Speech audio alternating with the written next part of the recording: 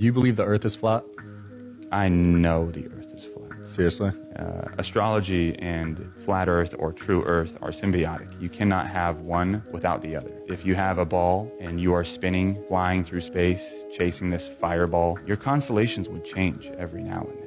And our constellations have never changed. The stars have never changed. We have the same 12 zodiac signs that we had back in the Dendera stones in Egypt over 5,000 years ago. We're not moving. Every single ancient society knew this. The Mayans, the Aztecs, the Hindus, the Egyptians, every single ancient culture knew that we live in a geocentric universe, not a heliocentric, where we are spinning, chasing this ball of fire while all of these other planets are rotating around us, while all of these other stars are rotating around us. If that was the case, Polaris would move, number one, which is the North Star, and it doesn't. Number two, all of the constellations would not rotate solely around Polaris, but they do. Therefore, we are the center of the universe. Believing in the Big Bang Theory is something that is very common today, where people think, we're the product of an accident and that, we don't have a creator. We're just here to consume and live our best life and not live up to our potential. But if you're the center of the universe, that means that you're very special. That means that you have a creator who is very conscious and cares about you. And when you see yourself as being watched by these heavenly bodies above you 24/7, you start to take your life a little bit more seriously. Right, let's talk seasons in the flat Earth model. In our model, the sun and the moon rotate in circles above us. And the sun and the moon are much smaller than you think, maybe 30 to 60 miles in diameter. And the moon is a plasma. It's a lesser light. It carries its own light. And the sun is the greater light, as in Genesis, we're talking. So the Tropic of Capricorn is the bigger yellow circle. And during the winter solstice on December 21st, that is when the sun is going on its widest path. From there on, the sun's path starts to get, the circular path gets a little smaller. That's why, for me up in Cleveland, Ohio, the sun during December 21st, it seems like it scrapes just above the trees. It's definitely not flying overhead. And because of that, its light doesn't fully hit us in the same way. And that's why we have shorter days and longer nights. Now let's go 3 months in advance to March 21st, and you'll see that the sun is directly over the red line, which is the equator. Doesn't that make a lot of sense? So the sun, for us, we get more daylight because obviously the sun is a little bit closer to us. Pretty cool. June 20th or June 21st, the summer solstice. During this time, the sun is moving in its shortest or smallest circle, the smaller yellow circle, also known as the Tropic of Cancer. So it is going to give us a lot more light during this time because we'll be able to see it easier from North America. During this time, it is winter in Australia because the same reason our seasons are changed. Very, very cool. So from June 20th, now the sun is making a bigger circle above us. And on September 21st, which is 3 months later, it is once again at the equator. This is kind of like fall. So that's why you notice during spring and fall, we have similar kind of climates because the sun is in a similar kind of pattern because both times they're going over the equator during this time. And the sun's path is widening once again to get back to the Tropic of Capricorn down there in the south. Let's do full circle and go back to December 21st. And here we are back again. Just picture this being the next year now, December 21st, and the sun is back to its widest path. And from there on, it will start to get smaller and smaller circles. And that explains why we have the daylight during certain seasons. It makes a lot more sense than the NASA model. I haven't really seen very many good videos. I'm not even sure this is a good video to show you guys how the seasons work, but I hope this clarified it a bit for you. Oh, silly Glurf. Let me get this straight. You're on Baron, the land surveyor's TikTok channel, as he's simply describing Walter Bislin's advanced Earth curvature calculator and how they got to the equation for curvature drop. Yes, curvature drop. Say it with me. Curvature drop. And do you know where we're calculating that curvature drop from? I know you don't, silly Glurf, but from a tangent. And where would that tangent line start, would you ask? Probably from the surface of the Earth, wherever you were measuring from, right? On the surface, just one spot, from a tangent, straight out. from a tangent. Curvature drop from a tangent. Every Earth's curvature calculator is calculating for a circle that curves 8 inches per mile squared.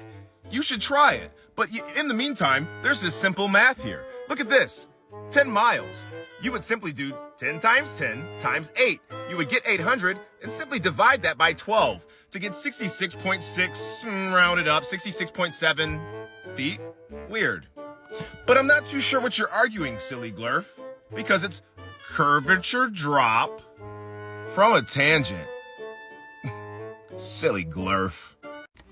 I still haven't convinced you that Antarctica isn't a continent, but an ice wall that surrounds our level, flat realm? Well, stick around. We're going to get into it a little more, and hey, that's a funny name for an island.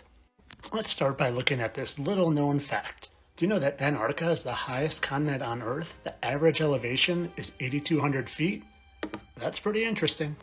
Not only is it the highest, but it's the highest by a landslide by over 1,000 feet. Now, why would that be?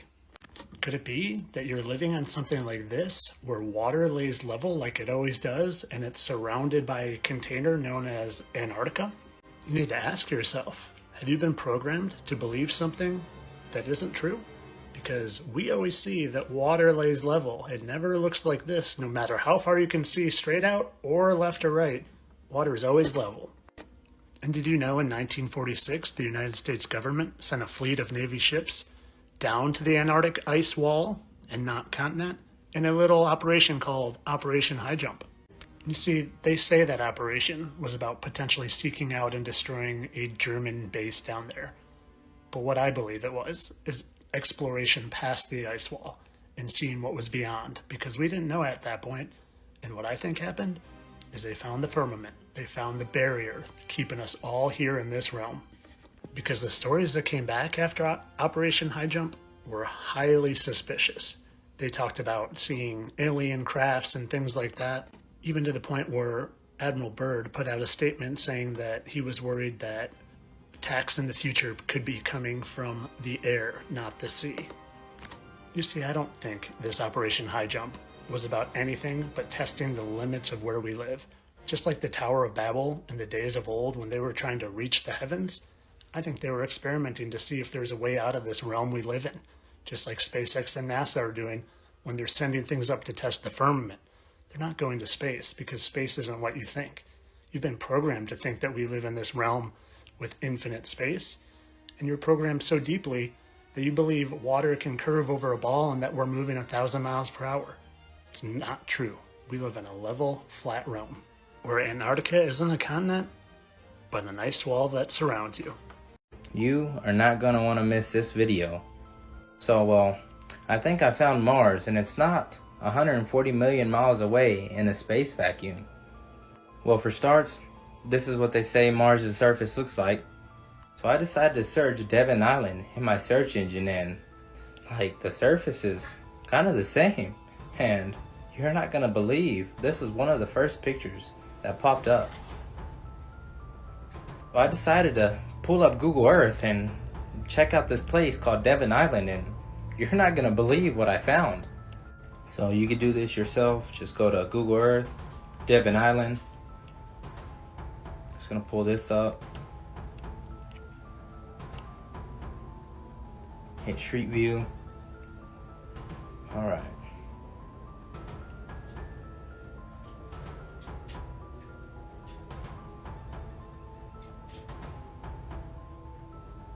Quite a few buildings there. Alright. Scoping it out.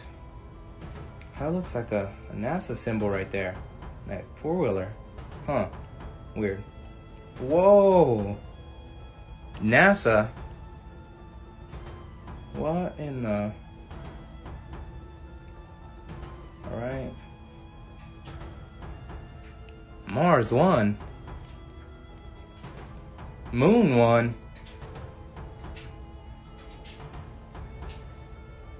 What in the... Well, guys, Mars is not very far. Wow. Like, seriously, guys. Like, all these rocks are in the same place. That's a little weird if you ask me. I'm gonna jump on the moon. Whoa, that was fun. Oh yeah, do it again. Oh, and let's fall to the ground. And come back up. Isn't this fun? Let's jump again. We're jumping on the moon. Ooh. Yeah. Ooh. Whoa. Oh, yeah. Jesus is the Lord falling down. Oh. My stuff is about to come out. I didn't lock it properly. Sorry about that, guys. Oh. Ah, man. A mess to clean up. All they did was to slow down the video to 60% out of 100. You were fooled, the world was fooled, Jesus Lord. You know how cool God is? He put his greatest creation, which is you and I, at the center of all creation. He gave us the moon and the sun and the stars. He put a firmament over us to separate us from the waters from heaven. You know he is so much closer than what we were ever taught, and Satan hates that. He hates that we have the free will to worship and serve our Creator, who loves us and who created us for a purpose, each one of us.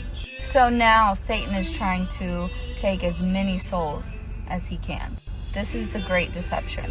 Everything we've ever been taught is a lie. He is the father of lies. Get in the Word. Talk to Jesus. Seek him first. We are living in the days of Noah. Jesus is coming soon. So check out the air apparatuses for scuba. This is for 1 hour. But for Apollo 17, look at that. That's for 22 hours. Does it all make sense? Thank you, NASA. Hey buddy, not sure what ancient civilizations you're thinking about, but they all knew it was flat with some sort of containment.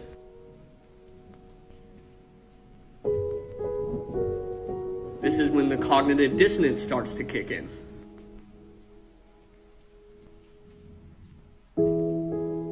Yeah, soak it up, brother. What a beautiful sight. Now let me show you the example you asked for. New York to Cape Town.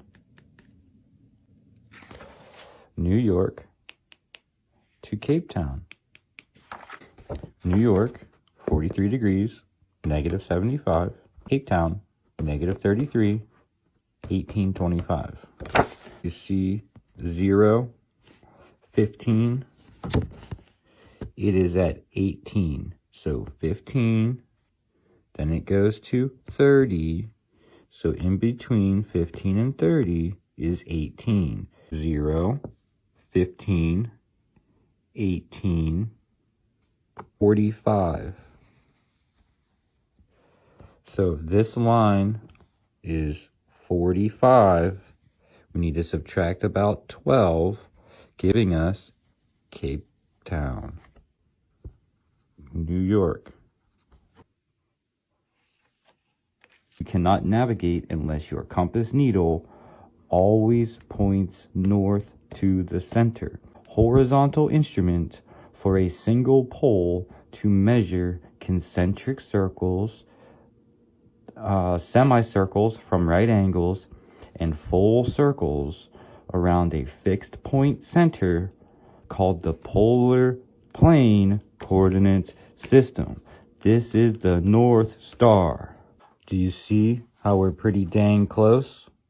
Considering the guy this video is replying to in the first place, who doesn't even know what direction north is on a compass, and it's the only thing that a compass does, I'd say that's pretty goddamn close for eyeballing it. New York, Cape Town. We're going to maintain our diamond on the line. And what happens? We arrive at our destination the compass works properly. We never changed our heading because all longitudes are a perfect north-south. We align our compass with the longitudes on the map because it's a perfect north-south. It cannot function any other way. Now, looking at my estimation from the other polar plane coordinate system, look at that, 60 degrees, New York to Cape Town. And guess what? North is always pointing to the north. The compass is functioning properly. We have no change in our heading. This is how it works. The only way it works. This is an objective fact of reality. The red half of your needle is the only constant truth in existence. Wake up, wake up, wake up, wake up, wake up, wake up out of your sleep, wake up out of your sleep, wake up out of your sleep, wake up out of your sleep, wake up, wake up, wake up, wake up, wake up, wake up, wake up, wake up. I am going to show you today how emergency landings prove we live on a flat Earth. My name is Eddie Alencar. I am the author of the book 16 Emergency Landings Proving Flat Earth. This flight and 15 other examples you will find in my book. This is Flight QR 725 from Chicago to Doha. According to UK Express, a teenager from Saudi Arabia on board Flight QR 725 had toxic shock syndrome and hypothermia and fell into a coma. The captain decided to make an emergency landing. The plane landed in Moscow, and that's where the problem started for the supposed Globe Earth model. This is the official flight route according to FlightAware, following the waypoints on the globe. According to the Globe flight route, the airplane flies 1,000 miles southwest of Moscow. Why would the captain fly 1,000 miles northwest towards Moscow? During an emergency landing when the airplane was supposedly flying above cities that offered better medical assistance? It's when we trace the flight path over the flat Earth map that things fall into place. Moscow lies exactly on the path of the flight between Chicago and Doha. Compare both animations and arrive to your own conclusion. Emergency landings do prove we live on a flat and stationary Earth. This is Flat Earth Banjo signing out.